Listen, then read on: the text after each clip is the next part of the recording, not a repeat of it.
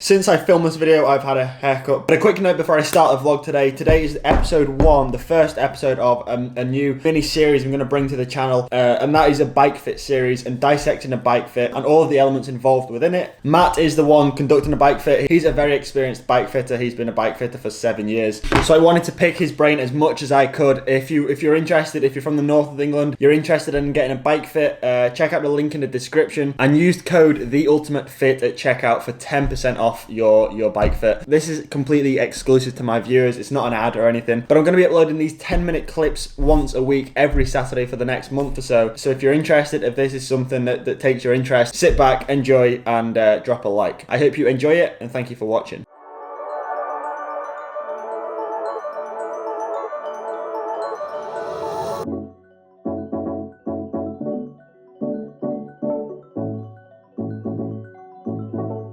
Good morning, welcome back to the vlog, welcome back to another video. We are in Rafa, Manchester today. We got Matt here, we got Monica here. We're going to be going through, we're going to be starting a little bit of a bike fit series. We're going to be going through all the elements of getting a bike fit, why you should get a bike fit, different problems people experience. Morning, Cam. Welcome to the videos again. I know, it's been a You're becoming quite a regular now. I know, it's good. I'm looking forward to this. Yeah. Should be good. Yeah. We've got some good content coming out for the viewers and hopefully everyone can take a little bit away from it. So yeah, what we're going to do today is we're just going to go through a full fit and we're going to start off with the interview process with yourself, just to get to know a little bit about what you're after from the position today. Yeah. And a little bit about where you're heading with your season next year. Okay. So that's what we're going to do to start it. Okay then, Cam, so the interview process is for me to understand what you want to get out of fitting today. Do you have any specific requirements that you want to look into today? I think for me, like the position that I'm in is quite good, but I want to feel more aerodynamic on the bike. Yeah, fine. So I think performance? Yeah, performance, definitely performance. Obviously you're racing as well. Yeah. How have you found the position that you've kind of adopted over the past season? Have you been tweaking, adjusting it as you go, or are you kind of happy? Not really. I'm more of a macro adjuster. It's I can sort of jump onto anything. A macro absorber. Macro absorber. That's, just absorbs stress of a position that maybe isn't quite there in terms of millimeter perfection. Even though I can ride sort of not any position, but like any reasonable position, could I still be doing some underlying damage without really knowing? Yeah, you could potentially be causing some problems. You think about your volume on the bike. Yeah. You do your big volume. You ride a lot, and the body can withstand a lot of stress. Yeah. It's an incredible machine, but ultimately it gets to a point where cracks will start to appear, and that's the purpose of the fitting, is to take that guesswork out of it. Right. And ultimately achieve a position that's sort of biomechanically efficient. Yeah. And ultimately lowers a rider's injury prevention. We've done some work with you in the past, so your position's pretty good. Yeah. You'd know about it if it was a long way off. But you've been riding in a decent position for the past year, and today's just about refreshing that and seeing if we can squeeze any more performance out of it. Okay. So and I guess the question for me is, like, what is your current volume on the bike? How many hours a week are you currently training? Between 15 to 20 hours a week at the minute. Fine. And do you participate in any other activities aside from cycling? No. Do you do any gym work at the moment? A little bit of gym work. Oh, and in the gym, are you doing any specific sort of big movements, squats, deadlifts, or is it just sort of body weight stuff? No, squats, deadlifts, lunges. Great. And do you carry that through into the season, or is that just just through the winter? And I guess the sort of final section of an interview is to go over any previous injuries or current issues that you have that may affect you in the session today. So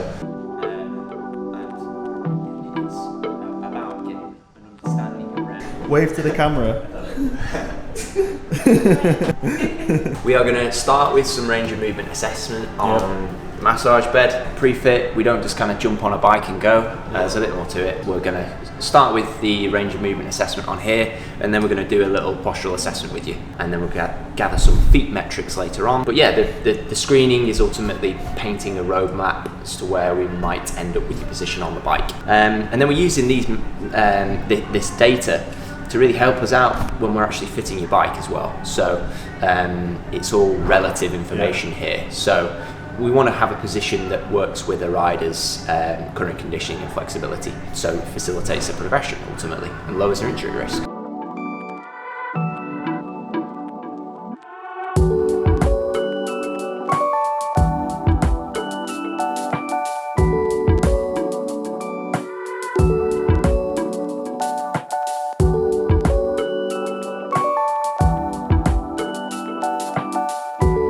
Balance for a quick second. Yeah. And now what I'm going to ask you to do is to perform 10 single leg squats from your please. 10. Half range is perfect. So whatever you feel, don't do a full pistol squat there, that's fine. Just keep it going. Good job. Right. Let's do the same. It's supposed to be a rest day. Do the same on this right side. Right, begin when you're ready. Score a mark. Yeah. Do a repetition with your knee outside of the laser line. Okay. So marks are pretty good actually. On that left side, you scored 10 out of 10. Very good. Nice and stable. On that right side, you scored 9 out of 10. Which is pretty good marks. What we tend to find here, if a rider's scoring quite low, it can potentially mean that they're quite unstable in their ankle and knee, and also foot proprioception too. And is that like a fitness-based thing, or is that? It's more potentially it could be. Yeah. But here it's a real sort of assessment of lower limb stability. So if we're getting riders who've got really low marks in this, we're probably going to expect to find they're quite unstable in the knee tracking on the bike. It could potentially mean that they need some structure inside the shoes in terms of a supportive footbed insole, for example. Yeah. So what we've just finished with there is a little postural assessment with Cam. And what we're looking at here is trying to highlight any physiological asymmetries. As humans, we're not symmetrical machines, remember. So one of the things we did highlight with Cam is that he does have a little bit of internal rotation of his shoulders, probably down to his prolonged periods of time editing videos and being at a laptop. So generally we find that that's a postural issue. So the key things here is that if it starts to cause any neck discomfort, it's something that we need to make note of. Currently you don't have any neck pain when you ride, but again, I think a bike fit, it's the bigger picture here. Basically, it's not just sort of sorting your bike out here. We're trying to give you useful pieces of information to go away with and improve your posture, flexibility, etc. And one of the key things here for anyone with sort of rounded shoulders is to focus on retraction exercises to try and open themselves back up, improve their posture. And again, if that's causing a problem on the bike, then it's something that a rider would need to work on off it. So we're pretty much good to go now and start gathering some feet metrics. So in this section of the screening assessment, we're now going to have a little look at Cam's feet. We start by measuring the feet. We also measure the arch length and how wide they are too. It's very common to see riders in the studios where, you know, one of the key areas that they want to improve in terms of their fit is getting comfortable with the feet. So as a generalization, a lot of riders are using shoes which don't fit them properly. A prerequisite is getting your feet measured so you know which brands are going to work with your feet. It's really, really important. And is it a case of like X brand is good, B brand is bad, or is it specific to every individual? Yeah, everyone's feet are a bit different. So you know, there's some brands out there which can work really well with wide feet, there's a lot of brands out there that work well with mid-width feet and narrow feet as well. From a foot discomfort side of things, it's often common to see riders squeezing their feet inside a shoe that's too narrow. So if you've got, you know, an E-width foot and shoving it into a city wire, for example, it's going to cause a little bit of compression there. And ultimately, it's about being aware about brands that can offer a bit more volume there. From my experience, I've worked a lot with Lake in the past, and I really rate their shoes. The CX237 is an awesome shoe. That was my go-to shoe for any rider with an E-width foot and above. As is, like a DMT as well. The other end of that spectrum, narrow feet, cities work really well. Physique, which you have today. We've measured your feet, and you do actually have quite narrow feet, so you get on really well with your physiques currently.